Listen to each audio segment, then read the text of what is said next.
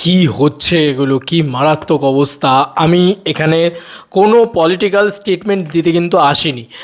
আমি সমাজের বাইরে পড়ি না, আমিও একটা সমাজের মানুষ।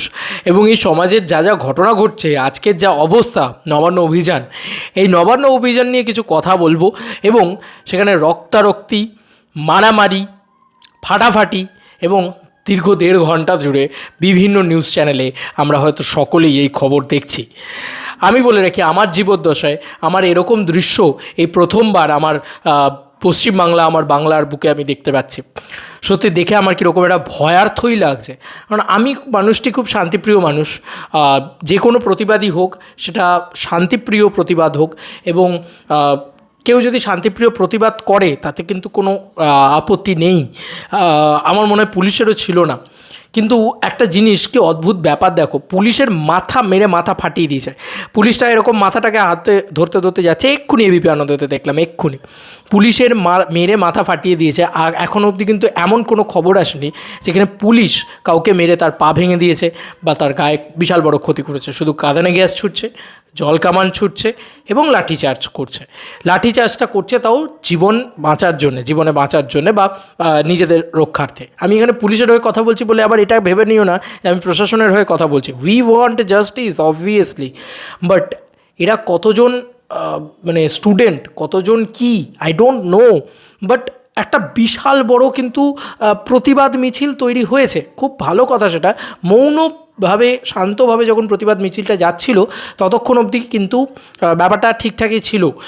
কিন্তু তারপর থেকে শুরু হয় এক মানে বীভৎস যুদ্ধ, পুলিশ ভার্সেস আন্দোলনকারী।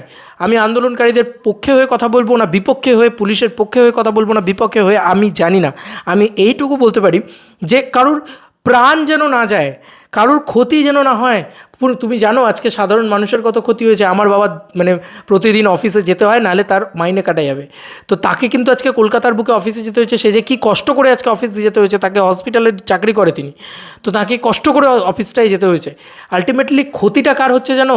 আমাদের মতন সাধারণ মানুষের, এই সমস্ত জিনিসে। যাই হোক, আমি সেই বিষয়ে নাই গেলাম আর।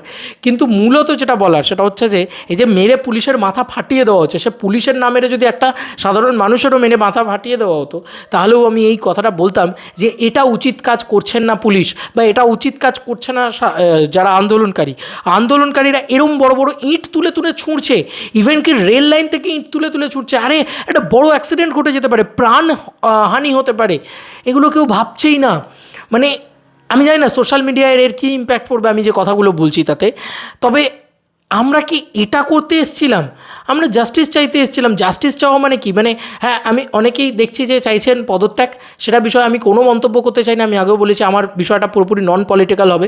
আমি শুধু এইটুকুই বলতে চাই, সাধারণ মানুষের অসুবিধা এবং তার সঙ্গে সঙ্গে মানে এই যে পুরো বিষয়টা, তাতে প্রাণহানির সম্ভাবনা দেখা যাচ্ছে। পুলিশের মাথা ফাটালে পুলিশ কি ছেড়ে দেবে? পুলিশও তো মারতে শুরু করবে। এবার প্রাণ রক্ষার্থে তারা মারবে, কি করবে? মাথা ফাটিয়ে দিয়েছে, গল গল করে রক্ত বেরোচ্ছে, দেখলে কীরকম ভয় লাগছে। আমার নিজের ভয় লাগছে, বাবারে বাবা কী হচ্ছে এগুলো। আমি প্রথমবার পশ্চিমবঙ্গে এই জিনিস দেখতে পাচ্ছি। বাংলাদেশের বিষয় দেখে পশ্চিমবঙ্গবাসী খুব একটা হয়তো হাসেনি, কিন্তু ইন্ডিয়া থেকে অনেকে কিন্তু ব্যাপারটাকে নিয়ে খুব ট্রোল করেছিল। এই তো বাংলাদেশে হয়েছে। দেখ ভাই, নিজের গায়ে লাগলে কীরকম লাগে। পশ্চিমবঙ্গবাসী যারা এই বিষয়টাকে নিয়ে মজা করেছিল যে বাংলাদেশের ওই ঘুটে পরে গোবর আসে, গোবরেরও একদিন আসে, একটা ডায়লগে আছে। তো সেই সময় বাংলাদেশে যখন ওরকম একটা উত্তাল পরিস্থিতি, সেম রেপ্লিকেট কিন্তু আমাদের পশ্চিমবাংলাতেও হচ্ছে এখন। দেখো, যাই হয়ে যাক না কেন, কেউ পদত্যাগ করুক না করুক, আমার জীবনে কিছু যায় আসবে না। আমার জীবনটা যেমন চলা তেমনিই চলবে। তাই আমি তার পদত্যাগ চেয়েও কিছু না, না চেয়েও কিছু না, এবং আমি অন ক্যামেরা বলবোও না সেই বিষয়টা। তো আমি এইটুকু বলতে পারি, দয়া করে এই জিনিসটাকে তো প্রমোট করতে পারি না যে হ্যাঁ পুলিশকে মেরে ফাটিয়ে দাও, নাহলে পুলিশকে বলি যে তুমি আন্দোলনকারীদের মেরে ফাটিয়ে দাও। এইটাকে প্রমোট করতে পারি না। অ্যাটলিস্ট আমি একজন সাধারণ মানুষ হিসেবে আমার মান আর হুঁশ আছে, এটুকু আমি মনে করি বলে আমি এটাকে প্রমোট করতে পারছি না। আমি এইটুকুই প্রমোট করতে পারি, বা আমি এইটুকুই বলতে পারি যে কারুর যেন রক্তক্ষয় আর না হয়, ক্ষতি যেন না হয়, কোনো মায়ের বুক যেন খালি না হয়, বাংলাদেশের দৃশ্য যেন আমাদের দেখতে না হয়। প্রচুর মানুষের প্রাণহানি হওয়া বা কারুর মাথা ফেটে যাওয়া, মানে তার কি অবস্থা। মানে রক্তক্ষয় বা কেন হবে? এত হিংসা কেন? এত মারধর কেন? মানে ব্যারিকেড ভেঙে ফেলে দিচ্ছে, কি চাইছে কি না চাইছে আই ডোন্ট নো, বাট কী হবে ভগবান জানে এর রেজাল্ট। কারণ কতদিন এর বিষয়টা চলবে, এবং এই বিষয়টা যদি চলতে থাকে তাহলে কতদিন আমরা ভালো, সবথেকে বড় কথা কতদিন আমাদেরকে এই সাফারটা করতে হবে। সাফার করা মানে এটা কিন্তু একটা ভয়ঙ্কর সাফার করা সাধারণ জনগণ হিসেবে। আজকে আমার বাইরে বেরোনোর কথা ছিল, আমি বেরোতে পারছি না, কারণ আমি জানি না কী পরিস্থিতি হয়ে রয়েছে আজকে সব জায়গায়। মানে বেরোনোটা রীতিমতো রিস্ক হয়ে যাচ্ছে, ট্রেন ঠিকঠাক মতন চলছে নাকি আই ডোন্ট নো। প্লিজ এই জিনিসপত্রগুলো বন্ধ হোক এবং একটা সত্যিকারের আইন তৈরি হোক এই মানুষজনেদের বিরুদ্ধে, এবং সত্যি সত্যি জাস্টিস তৈরি হোক। এইভাবে ক্ষেপে ওঠা, এইভাবে পুরো বিষয় বা যেটাই হোক না কেন শান্তিপূর্ণভাবে হোক। কারোর মৃত্যু, কারোর লড়াই, কারোর গুলি খাওয়া বা কারোর মাথা ফেটে যাওয়া বা কারোর শরীর খারাপ হওয়া, সেটা কিন্তু খুবই খুবই দুঃখজনক আর কি বলা যেতে পারে। এর থেকে বেশি আর কি বা আমি এরকম একটা সেন্সিটিভ টপিক নিয়ে বা সেন্সিটিভ বিষয় নিয়ে কথা বলতে পারি।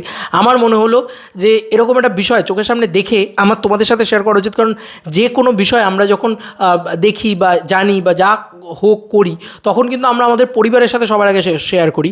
তো তোমরা আমার পরিবার, তো আমার মনে হলো তোমাদের সাথে সবার আগে শেয়ার করা উচিত যে ইয়েস, মানে এটা কিন্তু খুব খারাপ একটা জিনিস। এবং আমি যেটা দেখতে পাচ্ছি, আমি এর আগে জীবনে এই দৃশ্য পশ্চিমবাংলায় আমি দেখিনি। আমার জ্ঞান তো, আমার জীবিতাবস্থা খুবই ছোট, আমার লাইফ মানে জীবন আর কি ছোট্ট একটা জীবন বলতে পারো, এখন অবধি প্রচুর বয়স আমার নয়, তবে আমার এই জীবনে আমি দেখিনি।